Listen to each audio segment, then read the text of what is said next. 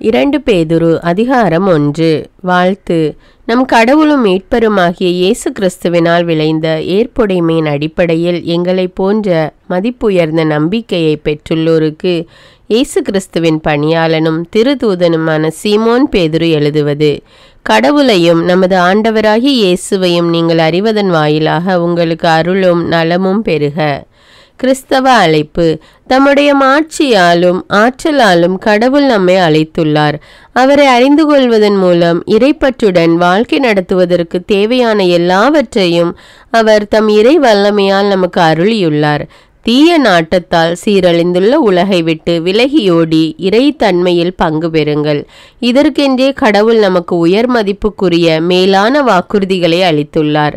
ஆகையால் நீங்கள் உங்கள் நம்பிக்கையோடு நற்பண்பும், நற்பண்போடு அறிவும், அறிவோடு தன்னடக்கமும், தன்னடக்கத்தோடு மன உறுதியும், மன உறுதியோடு இறைப்பற்றும், இறைப்பற்றோடு சகோதர நேயமும், சகோதர நேயத்தோடு அன்பும் கொண்டு விளங்குமாறு முழு ஆர்வத்தோடு முயற்சி செய்யுங்கள்.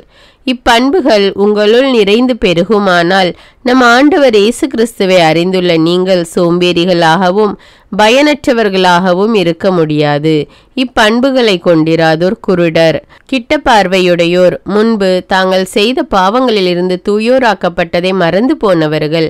ஆகவே சகோதர சகோதரிகளே, நீங்கள் அழைக்கப்பட்டவர்கள், தெரிந்து கொள்ளப்பட்டவர்கள். இந்த நிலையில் உறுதியாக நிற்க முழு முயற்சி செய்யுங்கள். இவ்வாறு செய்தால் நீங்கள் ஒருபோதும் தடுமாற மாட்டீர்கள். அப்பொழுது நம் ஆண்டவரும் மீட்பருமாகிய இயேசு கிறிஸ்துவின் என்றும் நிலைக்கும் ஆட்சியில் பங்கேற்கும் உரிமை உங்களுக்கு நிறைவாக அருளப்படும். நீங்கள் இவற்றை அறிந்திருக்கிறீர்கள், ஏற்றுக்கொண்ட உண்மையின் உறுதியாகவும் இருக்கின்றீர்கள். இருப்பினும் அவற்றை மீண்டும் மீண்டும் நினைவுறுத்தி கொண்டே இருப்பேன். என் உடலாகி இந்த கூடாரத்தில் தங்கியிருக்கும் வரை இவ்வாறு உங்களுக்கு நினைவுறுத்தி விழிப்பூட்டுவது முறை என கருதுகிறேன். ஏனெனில் எனது இக்கூடாரம் பிரிக்கப்படும் நேரம் விரைவில் வரும் என்பது எனக்கு தெரியும். நம் ஆண்டவர் இயேசு கிறிஸ்துவும் அதை எனக்கு தெரிவித்துள்ளார். நான் இறந்து போன பிறகும் நீங்கள் இவற்றை எப்போதும் நினைவில் கொள்ள வேண்டும். இதற்காக நான் முழு முயற்சி செய்ய போகிறேன். கிறிஸ்துவின் மாட்சி. நம் ஆண்டவர் இயேசு கிறிஸ்துவின் வல்லமையையும் வருகையையும் பற்றி நாங்கள் உங்களுக்கு தெரிவித்த போது சூழ்ச்சியாக புனைந்த கதைகளை ஆதாரமாக கொண்டு பேசவில்லை. நாங்கள் அவரது மாண்பை நேரில் கண்டவர்கள். என் அன்பால் நம் ஐந்தர் இவரே, இவர் பொருட்டு நான் பூரிப்படைகிறேன் என்று மாட்சிமிகு விண்ணகத்திலிருந்து அவரை பற்றிய குரல் ஒலித்தபோது தந்தையாகிய கடவுளிடமிருந்து மதிப்பும் மாட்சியும் பெற்றார்.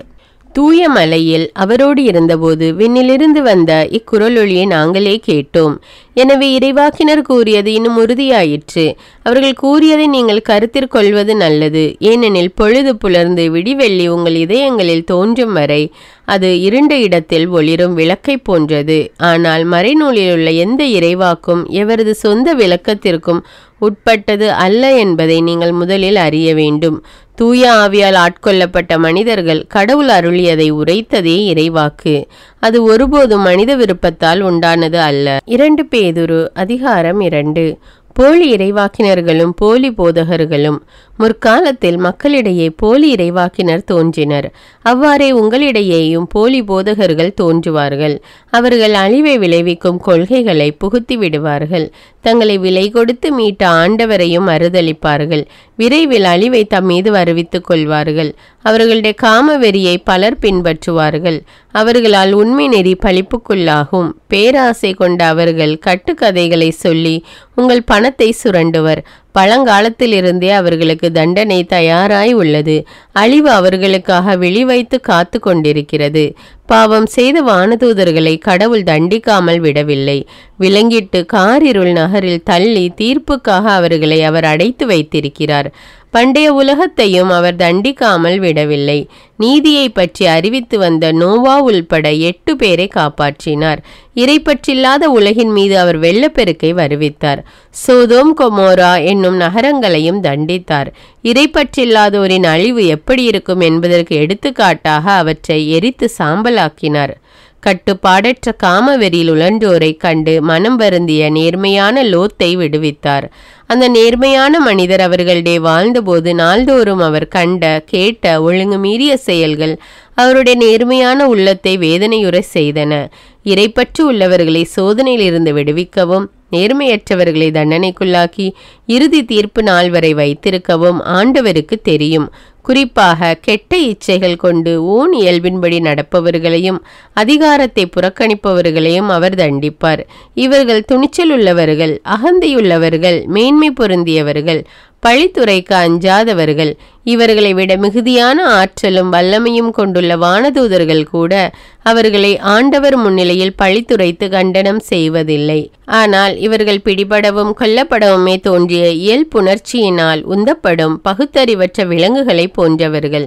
தாங்கள் அறியாதவற்றை பழிக்கிறார்கள். அவ்விலங்குகள் அழிவுறுவது போலவே இவர்களும் அழிவார்கள். தாங்கள் இழைத்த தீவினைக்கு கைமாறாக தீவினையே அடைவார்கள். பட்டப்பகலில் களியாட்டத்தில் ஈடுபடுவதே இன்பம் என கருதுகிறார்கள். உங்களோடு விருந்துண்ணும் இவர்கள் தங்கள் ஏமாற்று வழிகளில் களிப்படைகிறார்கள். உங்களை மாசுபடுத்தி கரைப்படுத்துகிறார்கள். இவர்களது கண்கள் கற்பு நெறி இழந்த பெண்களையே நாடுகின்றன. பாவத்தை விட்டு ஓய்வதே இல்லை. இவர்கள் மன உறுதியற்றவர்கள், மயக்கி தம்பயப்படுத்துகிறார்கள். பேராசையில் ஊறிய உள்ளம் கொண்ட இவர்கள் சாபத்துக்குள்ளானவர்கள். இவர்கள் நேரிய வழியை விட்டகன்று அலைந்து திரிந்தார்கள். பெயோரின் மகன் பிலையாமின் வழியை பின்பற்றினார்கள். அந்த பிலையாம் கூலிக்காக தீவினை செய்ய விரும்பினார். அவர் தம் ஒழுங்கு மீறிய செயலுக்காக கடிந்து கொள்ளப்பட்டார். பேச இயலாத கழுதை மனித முறையில் பேசி அந்த இறைவாக்கினரின் மதிகெட்ட செயலை தடுத்தது. இவர்கள் நீரற்ற ஊற்றுகள், புயலால் அடித்து செல்லப்படும் மேகங்கள், காரிருளே இவர்களுக்காக ஒதுக்கப்பட்டுள்ளது. நெறிதவறி நடப்போரிடமிருந்து இப்போதுதான் தப்பியவர்களை இவர்கள் வரம்பு மீறி பெருமையடித்து வீண் பேச்சு பேசி ஊனியல்வின் இச்சைகளாலும் காம வெறியாலும் மயக்கி வயப்படுத்துகின்றனர். அவர்களுக்கு விடுதலை அளிப்பதாக வாக்களிக்கின்றனர். ஆனால் தாங்களே அழிவுக்கு அடிமைகளாயிருக்கின்றனர். ஏனெனில் ஒவ்வொருவரும் தம்மை ஆட்கொண்டிருப்பவற்றிற்கு அடிமைகளாயிருக்கிறார்கள். நம் ஆண்டவரும் மீட்பருமாகிய இயேசு கிறிஸ்துவை அறிந்து உலகத்தின் அழிவு சக்திகளில் இருந்து தப்பினவர்கள் மீண்டும் அவற்றில் சிக்கி அவற்றால் ஆட்கொள்ளப்படாமல் அவர்களுடைய பின்னைய நிலை முன்னைய நிலையை விட கேடுள்ளதாய் இருக்கும். அவர்கள் நீதி நெறிய அறிந்த பின் தங்களுக்கு அருளப்பட்ட தூய கட்டளையை கடைபிடியாமல் விட்டு விலகுவதை விட அதை அறியாமலே இருந்திருந்தால் நலமாயிருக்கும். நாய் தான் கக்கினதை தின்ன திரும்பி வரும் என்னும் நீதிமொழி இவர்களுக்கு பொருந்தும். மேலும் பன்றியை கழுவினாலும் அது மீண்டும் சேற்றிலே புரளும் என்பதும் ஒரு நீதிமொழி. 2 பேதுரு அதிகாரம் 3. ஆண்டவருடைய வருகை. அன்பார்ந்தவர்களே, இப்பொழுது நான் உங்களுக்கு எழுதுவது 2ஆம் திருமுகம். இத்திருமுகங்கள் வழியாக ஒரு சிலவற்றை நினைவுறுத்தி உங்கள் நேர்மையான மனத்தை தூண்டி எழுப்புகிறேன். தூய இறைவாக்கினர்கள் முன்னுரைத்த வாக்குகளையும் ஆண்டவரும் மீட்பருமானவர் உங்கள் திருத்தூதர் மூலமாக தந்த கட்டளைகளையும் நீங்கள் நினைவில் கொள்ளுங்கள். நீங்கள் முதலாவது தெரிந்து கொள்ள வேண்டியது இதுவே: இறுதி காலத்தில் ஏளனம் செய்வோர் சிலர் தோன்றி தங்கள் சொந்த தீய நாட்டங்களுக்கு ஏற்ப வாழ்ந்து உங்களை எள்ளி நகையாடுவர். அவர்கள் அவரது வருகையை பற்றிய வாக்குறுதி என்னவாயிற்று? நம் தந்தையரும் இறந்து போயினர், ஆயினும் படைப்பின் தொடக்கத்தில் இருந்தது போல எல்லாம் அப்படியே இருக்கிறதே என்று சொல்லுவார்கள். பழங்காலத்திலிருந்தே கடவுளுடைய வார்த்தையால் விண்ணுலகும் மண்ணுலகும் தோன்றின. மண்ணுலகம் நீரிலிருந்தும் நீராலும் நிலை பெற்றிருந்தது என்பதை இவர்கள் வேண்டுமென்றே மறந்து விடுகிறார்கள். அந்த நீராலே வெள்ளப்பெருக்கினால் அப்போது இருந்த உலகம் அழிவுற்றது. இப்போதுள்ள விண்ணுலகம் மண்ணுலகும் அதே வார்த்தையினாலே தீக்கிரையாவதற்கென ஒதுக்கி வைக்கப்பட்டுள்ளது. இறைப்பற்றில்லாதோர் அழிவுற வேண்டிய தீர்ப்பு நாள் வரையிலும் அவை விட்டு வைக்கப்பட்டுள்ளன. அன்பார்ந்தவர்களே, நீங்கள் ஒன்றை மறந்துவிட வேண்டாம். ஆண்டவரின் பார்வையில் ஒரு நாள் 1000 ஆண்டுகள் போலவும் 1000 ஆண்டுகள் ஒரு நாள் போலவும் இருக்கின்றன. ஆண்டவர் தம் வாக்குறுதியை நிறைவேற்ற காலந்தாழ்த்துவதாக சிலர் கருதுகின்றனர். ஆனால் அவர் அவ்வாறு காலந்தாழ்த்துவதில்லை. மாறாக உங்களுக்காக பொறுமையோடு இருக்கிறார். யாரும் அழிந்து போகாமல் எல்லோரும் மனம் மாற வேண்டுமென விரும்புகிறார். ஆனால் ஆண்டவருடைய நாள் திருடனைப் போல வரும். வானங்கள் பெரும் முழக்கத்துடன் மறைந்தொழியும். பஞ்சபூதங்கள் வெந்திருகி போகும். மண்ணுலகமும் அதன் செயல்களும் தீக்கிரையாகும். இவையாவும் அழிந்து போகும். ஆதலால் நீங்கள் தூய இறைப்பற்றுள்ள நடத்தையில் மிகவும் சிறந்து விளங்க வேண்டும். கடவுளின் நாளை எதிர்பார்த்து அவர் வருகையை விரைவுபடுத்த வேண்டும். அந்நாளில் வானங்கள் எரிந்தழிந்து பஞ்சபூதங்கள் வெந்துருகி போகும். அவர் வாக்களித்தபடியே நீதி குடிகொண்டிருக்கும். புதிய விண்ணுலகும் புதிய மண்ணுலகும் வரும் என நாம் எதிர்பார்த்து கொண்டிருக்கிறோம். ஆகவே அன்பார்ந்தவர்களே, இவற்றை எதிர்பார்த்திருக்கும் உங்களை அவர் மாசு மறுவற்றவர்களாய் நல்லுறவு கொண்டவர்களாய் காணும் வகையில் முழு முயற்சி செய்யுங்கள். நம் ஆண்டவரின் பொறுமையை மீட்பு என கருதுங்கள்.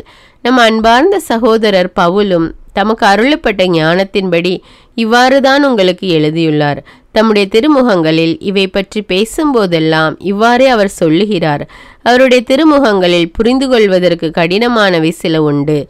கல்வி அறிவில்லாதவர்களும் உறுதியற்றவர்களும் மறைநூலின் மற்ற பகுதிகளுக்கு பொருள் திரித்து கூறுவது போல் இவற்றுக்கும் கூறுகின்றனர். அதனால் தங்களுக்கே அழிவை வருவித்துக் கொள்கின்றனர். அன்பார்ந்தவர்களே, நீங்கள் இவற்றையெல்லாம் ஏற்கனவே அறிந்திருக்கிறீர்கள். கட்டுப்பாடற்றவர்களின் தவறான வழிகளால் கவர்ந்திழுக்கப்பட்டு உங்கள் உறுதி நிலையினின்று விழுந்து விடாதபடி கவனமாயிருங்கள். நம் ஆண்டவரும் மீட்பருமான இயேசு கிறிஸ்துவின் அருளிலும் அறிவிலும் வளர்ச்சி அடையுங்கள். அவருக்கே இன்றும் என்றும் ஆட்சி உரித்தாகுக. ஆமீன்.